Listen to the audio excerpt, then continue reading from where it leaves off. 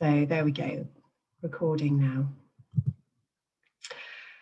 So good morning, hello, and thank you for joining our Introduction to Statistics webinar today. I'm Polly Kerr and I'm the Patient and Public Involvement Manager for the Oxford Biomedical Research Centre. And together with my colleagues Claire Murray from the Oxford Health Medical Research Centre, Claire Schwartz from the Applied Research Collaboration for Oxford and Thames Valley, and three of our public contributors, Hubert Allen, Kath Greehey and Julia Hamer-Hunt. We are hosting these webinars for patients and members of the public who are involved in research or who are interested in getting involved. In a minute, I'll introduce our speaker, but as I've said, we're recording today's session. That's so that we can make it available on our website afterwards. So please keep your cameras off and your microphones on mute, particularly because we are expecting quite a large number of people today. I think there's still people joining. In a minute, Jackie's going to speak for about 45 minutes, and there'll be a sort of 15-20 minutes time for questions after the talk. Please do submit these using the chat function while Jackie's doing her presentation. And just a reminder that these webinars are aimed at increasing patients and the public's knowledge and understanding of research, so the questions will be prioritised to reflect that aim. Finally, from me, we'd love your thoughts on today's webinar, so we'll be sending you a very short questionnaire via email later today, and we'd be really grateful if you could fill that in, because we'll use all the feedback for planning for our future webinars. And now I'm really pleased to hand over to our speaker for today, Jackie Birks, who's a senior statistician with the Oxford Biomedical Research Centre. Thanks, Jackie. Thank you for being here today.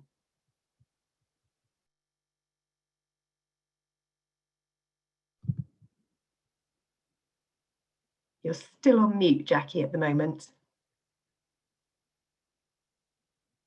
Ah, maybe I need to unmute you.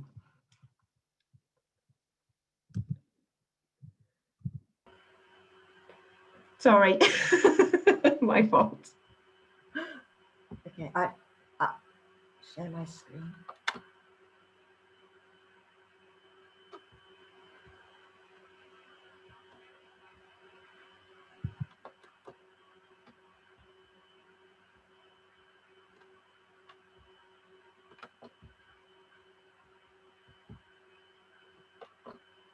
We can see that fine, Jackie, that's great. Can you all see that? Yes. Perfect. Right, brilliant, thank you. Well, thank you, Polly. Thank you for inviting me, and thank you all for joining us today. I can see that you're joining from not just all over the country, but from internationally as well. I'm Jacqueline Birks, and I'm the Senior Statistician for the NIHR Oxford Biomedical Research Centre. I'm also a research advisor for the Research Design Service South Central. The Research Design Service provides the advice and support for researchers applying to the NIHR research programs, and also other research programs such as those run by charities. Well, it's a great privilege and a pleasure to be able to talk to you today about medical statistics, medical statisticians, and their role in medical research, one of my favourite subjects. Well, clinical research is multidisciplinary. It cannot happen without collaboration, and medical statisticians are a part of the clinical study team. As PPI contributors, you are experts in many fields and disciplines with greater or lesser knowledge about statistics. So where do I begin on an introductory talk? Some of you have sent questions to Polly and suggested topics that you'd like me to discuss, and I thank you for your ideas, and I have listed some of them here. So why are statistics presented with confidence limits and a p-value? What is risk? What is relative risk? What's a hazard ratio? Could you explain a forest plot, Kaplan-Meier plots? Explain the results of the trial of dexamethasone for COVID-19. As you can see, technical questions have come up frequently, and there's a topical question about a COVID-19 trial. So this is all very interesting, quite challenging, and I shall have a go. but these are not issues that can be dealt with in great depth in 40 minutes. So where do I start? I'll start by telling you a little bit about statisticians.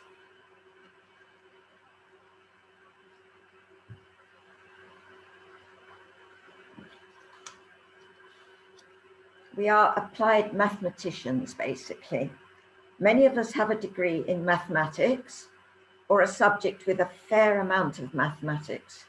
For example, I have a degree in physics, and this is often followed by a master's degree in applied statistics. And it's during that master's degree that we learn how to apply statistical methods. And there are many areas that use statistical methods, and therefore many opportunities for employment for statisticians. And I have listed a few here. Not just medical research, agricultural research, marketing, sports statistics, very popular. Imagine watching your favorite sport all day as part of your work.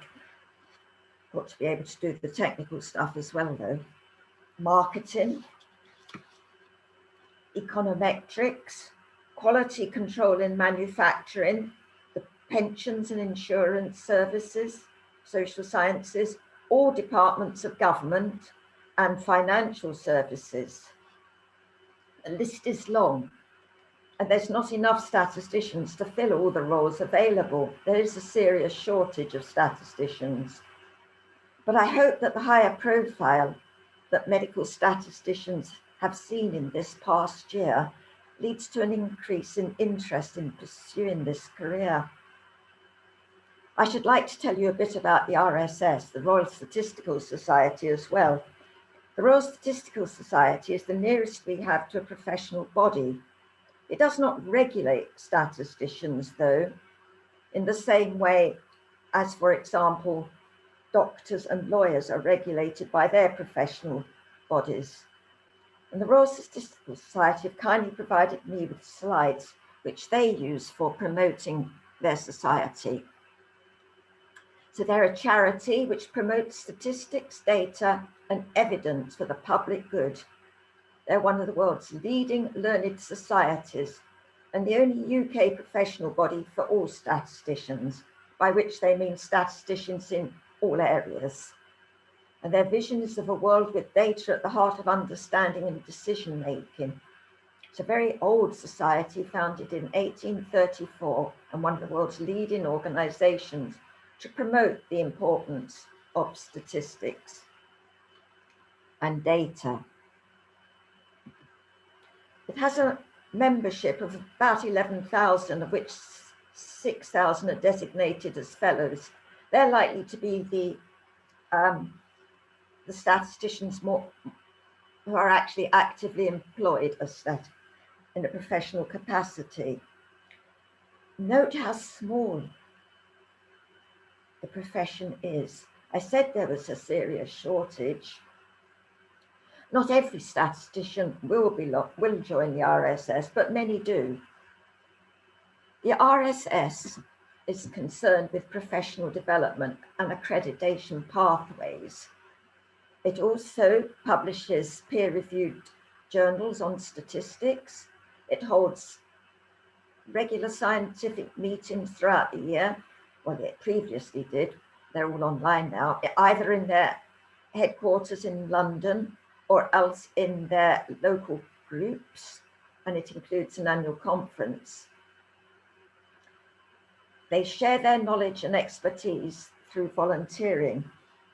It runs a scheme whereby RSS members volunteer to help small charities with any work that needs a statistician, such as running a survey.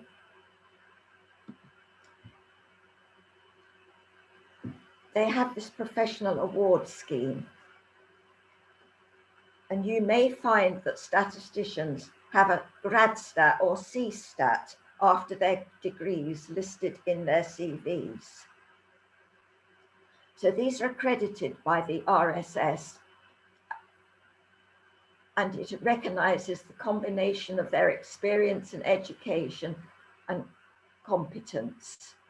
and their awards are a measure of assurance to employers, contractors, and people like yourselves who have reason to talk to statisticians. Notice the data analyst coming soon. You've probably come across studies which use large data sets of routinely collected data, such as the hospital records, cancer registry data.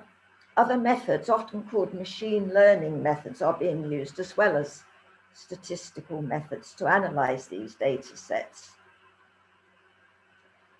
If you look on the RSS website, you will find very helpful information on statistical issues associated with the COVID-19 pandemic.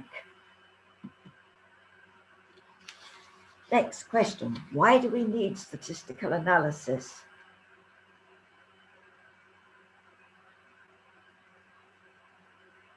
Because of natural variability. No people respond in the same way to a treatment or to a hazard that may cause disease. We have seen great variation this last year in the severity of illness caused by COVID-19 infections. The methods of statistical analysis are based on the fundamental idea that we use data from a sample to tell us about the population as a whole. I'll tell you a little bit more about sampling. The idea behind sampling is that the information gained from a single sample from a population is used as the best estimate for what is true of that population. But the sample estimate may be different to the true population value due to sampling error. It's really important that the sample is representative of the population in order for the results to hold any value. A well-chosen sample can yield reliable answers, whereas an unrepresentative sample produces misleading conclusions, often what we would call a biased sample. What causes these sources of variation? Well, let's think of something which we've all got experience of, blood pressure measurements. And we know that there's variation caused by lots of factors. Smoking causes it to increase blood pressure, diet, alcohol consumption, age, body mass index. And then there's unknown variation, which is suspected but difficult to measure, like blood pressure often varies within a person with the time of day. And then there's other sources of variation, some of which are unsuspected and which are unmeasured. So what do we do about it? What do we do about random variation? Random variation between people in an outcome measure, for example, in one of the COVID trials, the outcome measure may be infection, whether they show infection, must be considered when designing studies with the aim of measuring a treatment effect. Now, the greater random variation there is within your population, the greater number of people you need in your sample.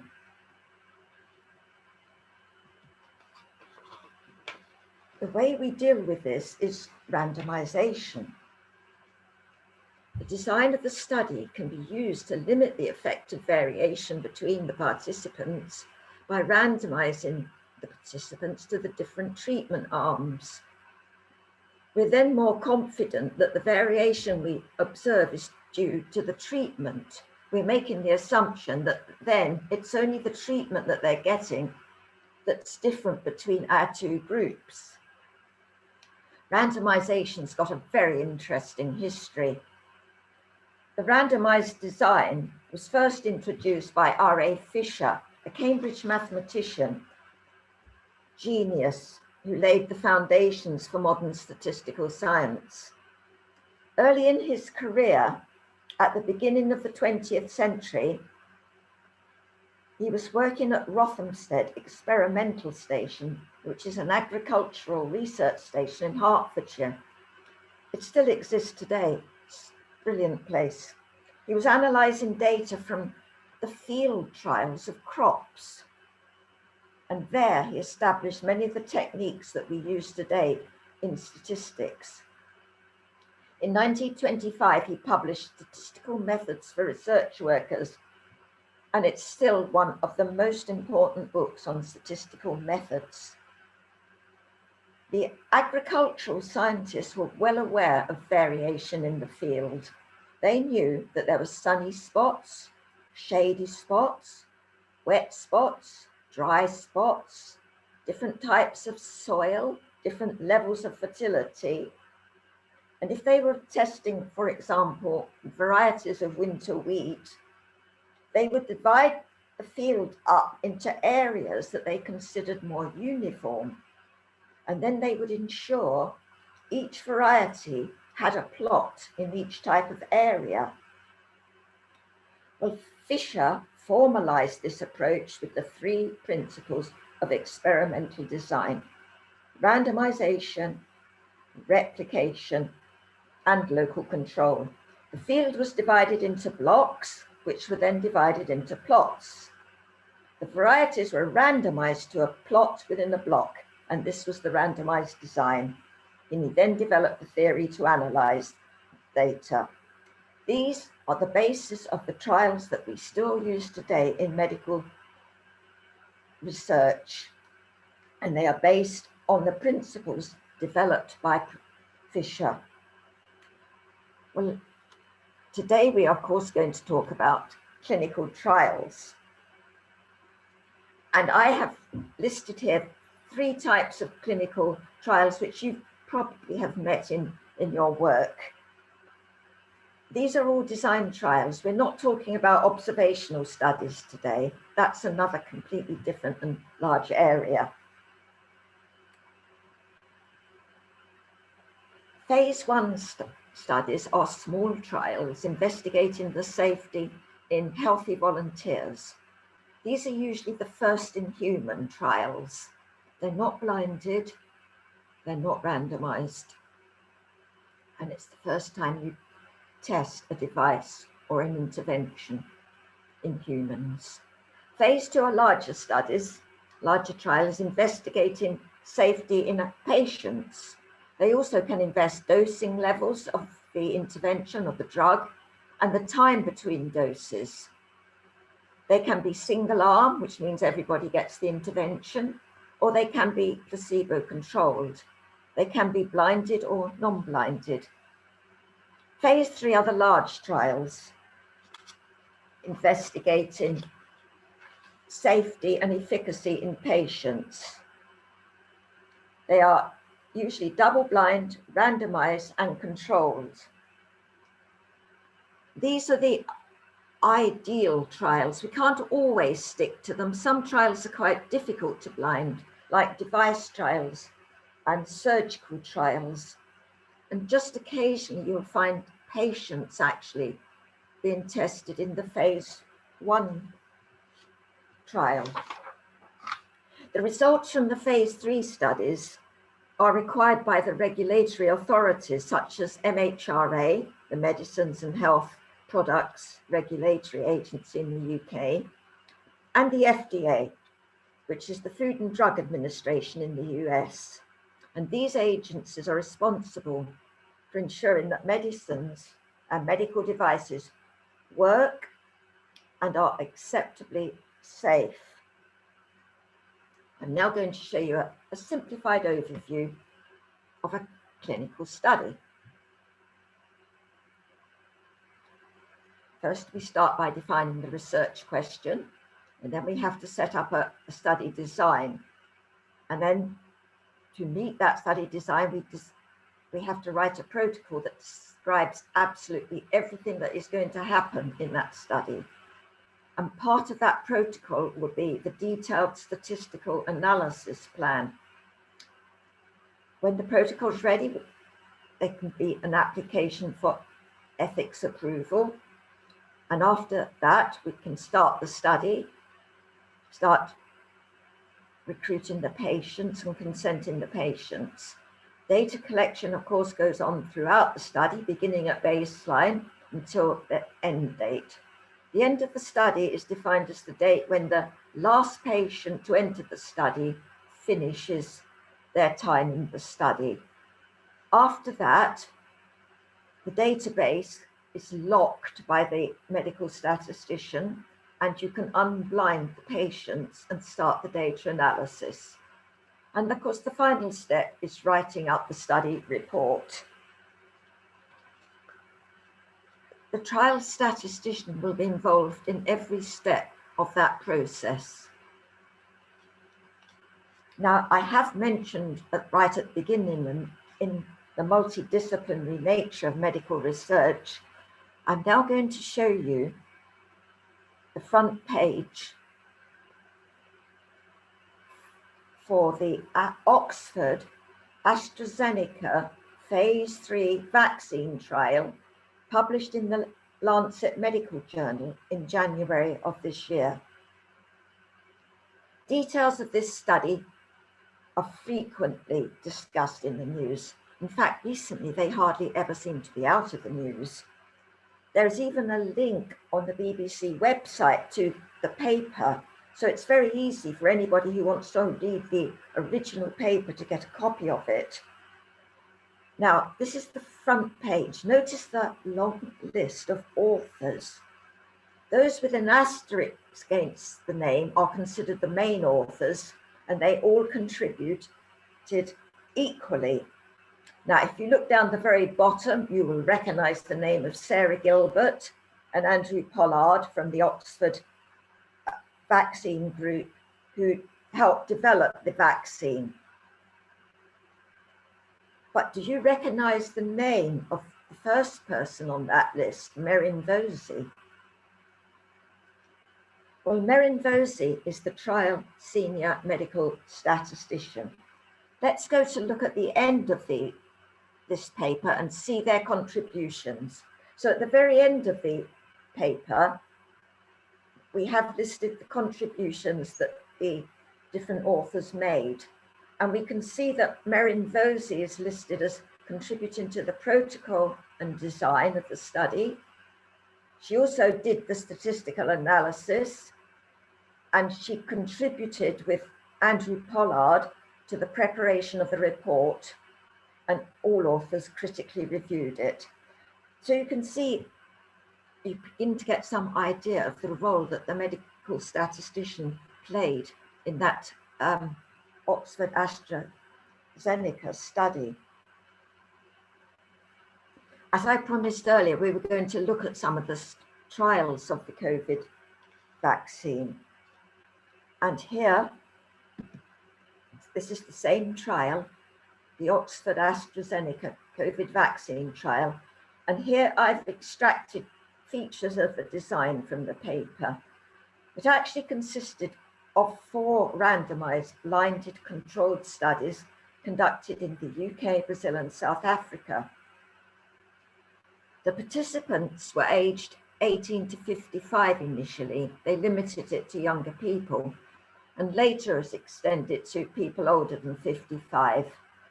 Later, they also focused on healthcare workers. The treatment was the vaccine, the Oxford AstraZeneca vaccine, or the control group was a meningococcal vaccine. Now, that is a vaccine for meningitis, and there's not too much explanation in the paper as to why they chose that as the control.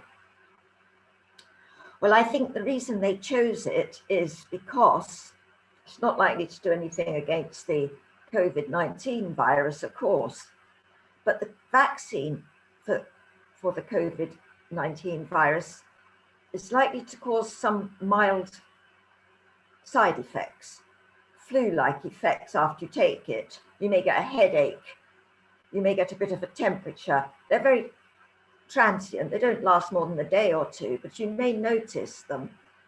And so the trialists were worried that people would be able to guess which arm they were in if they had a saline control, which means it's it's placebo, it doesn't do anything at all. And so if they started getting those symptoms, they might guess that they'd had the vaccine, and that may have altered their behavior. They may have taken more risks, say, because they thought that they'd had the vaccine. And so I think that's why they used this meningitis vaccine as the control, which was likely also to cause some mild side effects. They did later move to using a saline control, which is an inactive control. The dosing was 2 standard doses, which are called SD. They were some days apart. Now that varied between 50 and 91 days. And there was quite a lot of discussion and talk and controversy about that. And the reason for the variation turned out to be that there were supply problems from the people who were making the vaccine. They were getting this trial up very, very quickly, from the actual making of the vaccine to the manufacturing of it and getting it to the phase 3 level. And there were supply problems. And also another problem was caused by some participants receiving a half-level dose, which they called low dose, as the first dose. And this was caused by a problem with another one of the manufacturers of the vaccine. And when it arrived in the UK, they were retested to check the concentration of these vaccines. And they discovered that those coming from a certain supplier were providing half the concentration that they had asked for. But by that time, they had already used it in some people as the first dose. So that explains the problem with this half dose as the first dose. It was suppliers' problems. Now, the primary outcome was infection with COVID-19, and it was confirmed by the NAAT, the NATS test, nucleic acid amplification test. That's the most accurate test we have. And it was confirmed from 14 days after the second dose. So let me just explain a little bit more about how we define infection.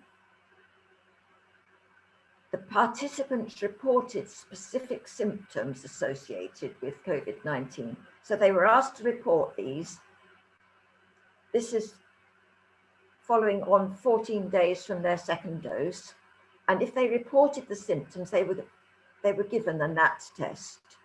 But also, all participants provided weekly swab for a NAT test to identify those who may have been infected but were asymptomatic.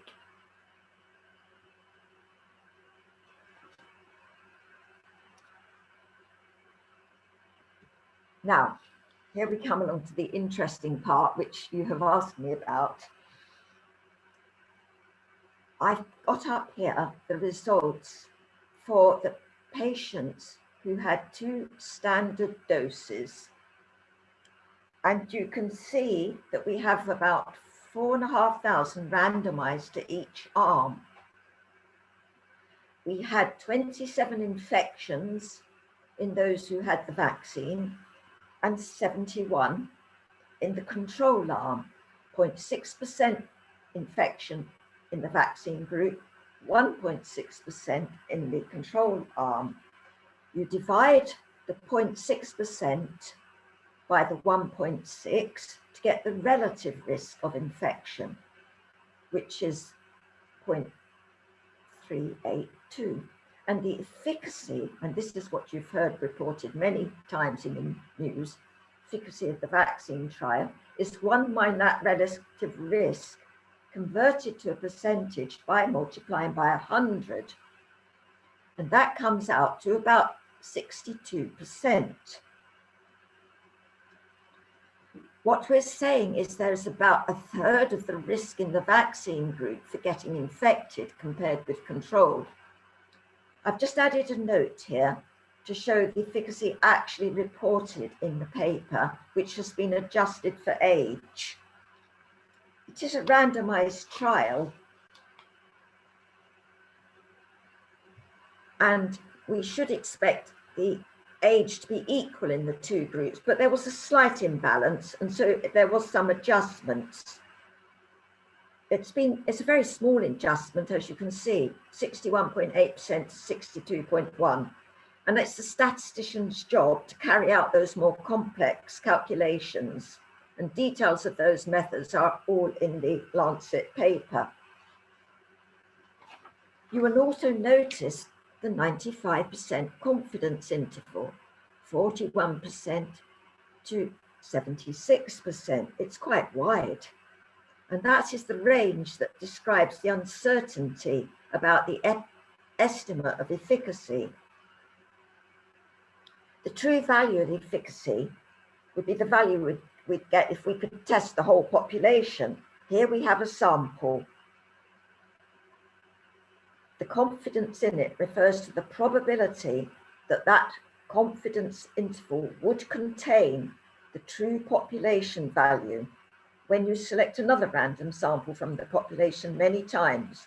In other words, you repeat the experiment many times, but of course we don't do that.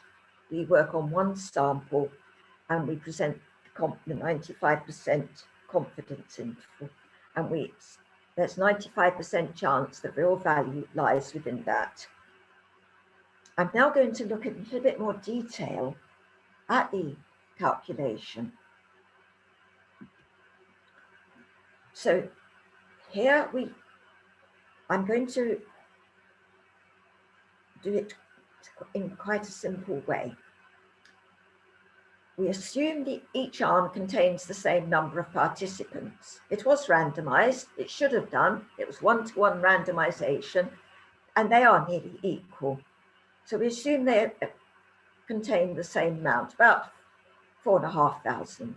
Now, we had 71 infections in the control arm, which wasn't protected with the vaccine. So the expected number of infections in the vaccine arm, if the vaccine is not effective, would be 71. But the actual number was 27. And so we calculate the percentage of reduction. And you can see I've put the calculation below. 71 minus 27 divided by 71, and then convert it to a percentage, and that's 62%. And so that is how we calculate the efficacy, and the efficacy that you see mentioned in the news and in the government's briefings time and time again from all the vaccine studies. Let's quickly have a look at that controversial group, the one that received the low dose as their first dose by accident.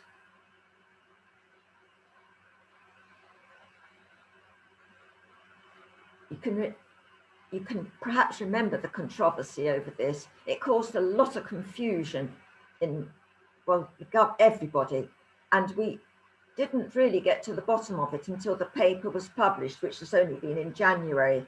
And then we can see how it was calculated and where all the patients ended up in this very complex study.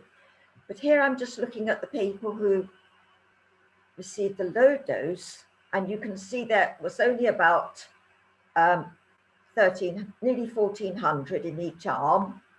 And we had 30 infections in the control and 3 infections in the vaccine arm. Now so we had 1/10 of the infections in the vaccine arm. And when we do our calculation for efficacy, we get 90%, which is much higher than the 2 standard doses arms were showing us.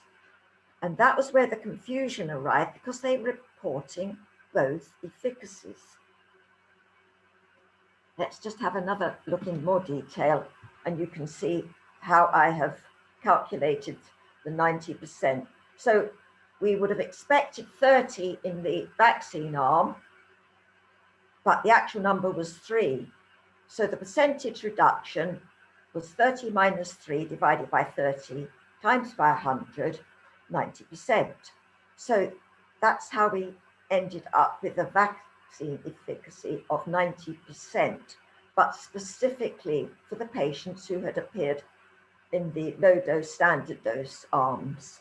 Notice also, we still have a large confidence interval, 67.4 to 97, quite a range of possible values. Now, you've also asked about the dexamethasone study. And so I'm just going to show you briefly details of that study. This is published from in the New England Journal of Medicine, and I've extracted some slides that they published. It's the dexamethasone trial in hospitalized patients who've infected with COVID-19. And the trial was called the recovery trial. The recovery trial was testing drugs which may have been of benefit. This is known drugs that have already been tested in lots of other diseases and situations. They were being tested to see if they were in benefit in treating severely ill COVID-19 patients. Now, there was quite a few drugs tested and most of them showed no benefit. But dexamethasone, which is a steroid, and it's a man-made steroid, and it's used in lots of other inflammatory conditions like arthritis, asthma. It did show benefit. I'm going to now show you a brief description of the study.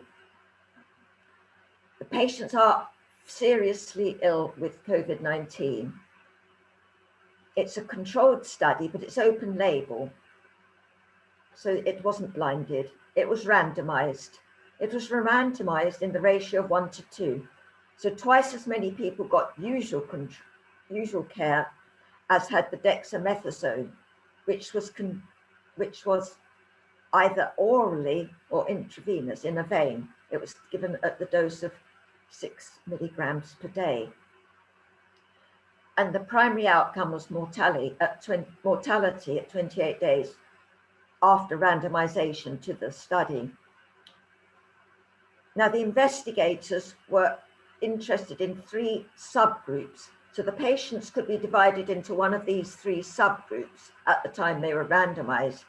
There were the patients who were receiving oxygen only, the patients undergoing invasive mechanical ventilation, and the patients receiving no supplemental oxygen. They wanted to look at the results separately for those 3 groups, as well as the patient group overall.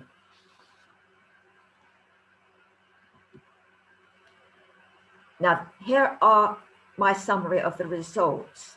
The results are presented in the New England Journal paper as Kaplan-Meier failure curves for 28-day mortality. And I'm going to show you the graphs next, in my next slide.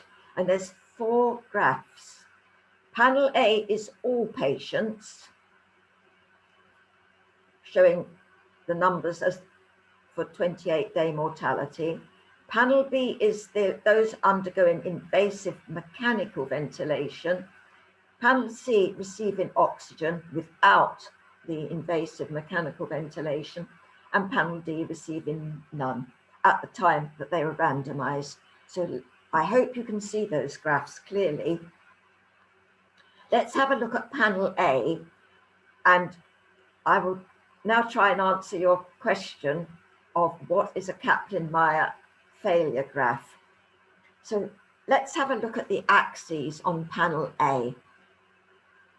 The horizontal axis is days since randomization.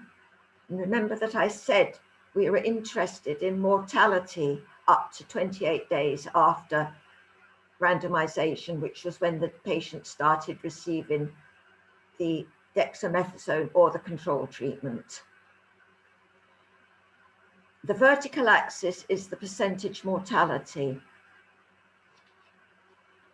If we have a look at 28 days, we can see that roughly 26% of patients in the control arm have died, and in the dexamethasone, a bit less, about 23%. The graph itself shows us how the deaths occur over the 28 days, and each step in the graph as it goes up represents more deaths occurring.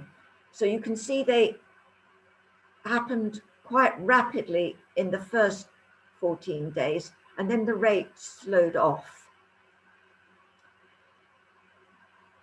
The numbers underneath show us how many patients we had to start with, and then how many we had at each 7 days throughout that trial. And then the other 3 graphs show us for the 3 separate groups of patients. And we can see that dexamethasone appears to have benefit in the patients receiving mechanical ventilation compared with usual care. It has benefit in those receiving oxygen only, but it doesn't appear to show any benefit for those who are not receiving oxygen. So there we have the 4 Kaplan-Meier curves showing us how patients fared through this 28-day study. I've now extracted some of those results so that we can have a closer look at them.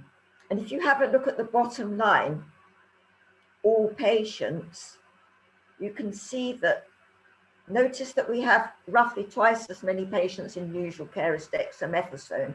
That was because of the randomisation ratio. We have a smaller percentage of patients dying in the dexamethasone group than we do in the usual care. And the ratio of those two, 22.9% divided by 25.7, is called the rate ratio. And it's about 0.9 for all patients. If we look at the 3 groups separately, it's the best rate ratio is for those receiving invasive mechanical ventilation. Oxygen only, it's 0.9, and then with no oxygen, it goes in the opposite direction where there is no obvious benefit of dexamethasone. Once again, I have to say that the rate ratio is adjusted for age in the published report, so the statistician would have carried out that more complex calculation. Now, this is a graph that is actually published in the New England Journal.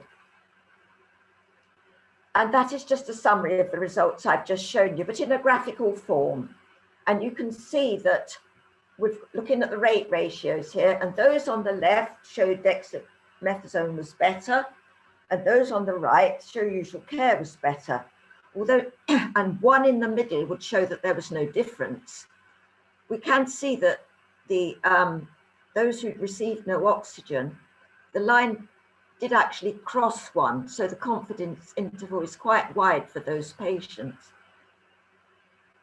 So there seems to be some clear benefit for dexamethasone, and they report an overall rate ratio of 0.83 and a p-value less than 0.001.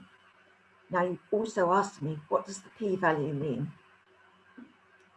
Well, let's think about the dexamethasone trial and hypothesis testing.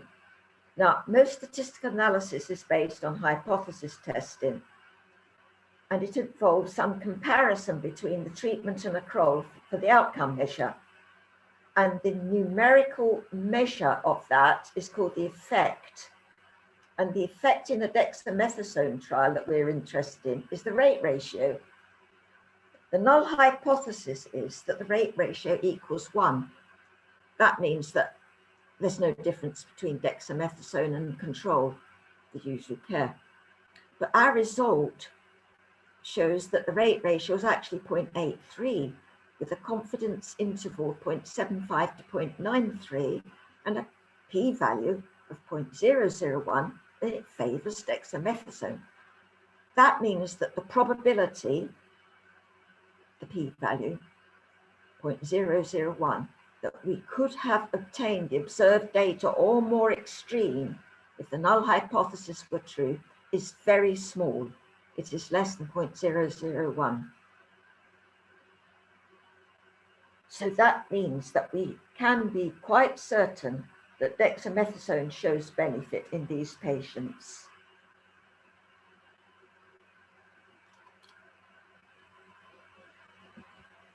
Thank you all very much for listening. I'm afraid we've covered a lot of topics very, very quickly, but of course only briefly. So how can you learn more about statistics?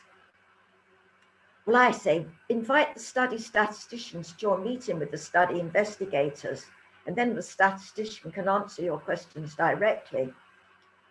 Us statisticians are very keen to meet patients, carers, and members of the public. We all have a common aim to improve the quality and relevance of medical research. Thank you all so much for listening.